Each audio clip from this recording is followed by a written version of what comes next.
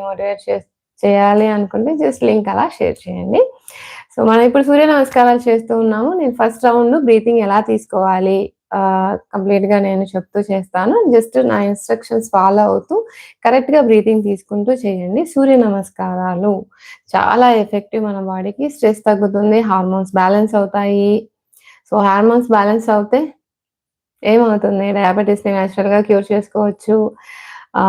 Next PCOD, PCOS ప్రాబ్లమ్స్‌ని నేచురల్‌గా cure చేసుకోవచ్చు. నెక్స్ట్ థైరాయిడ్ ప్రాబ్లమ్‌ని కూడా నేచురల్‌గా క్యూర్ చేసుకోవచ్చు. ఈ thyroid, PCOS, PCOD and diabetes ఇవి హార్మోన్స్ ఇంబాలెన్సెస్ వల్ల అన్నమాట.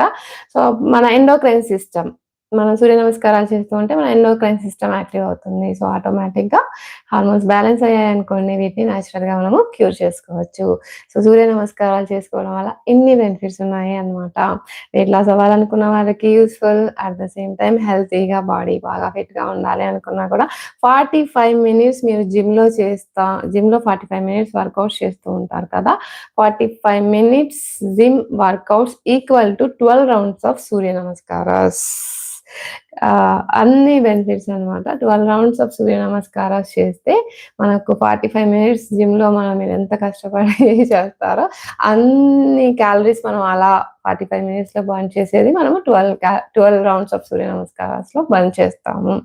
So, full body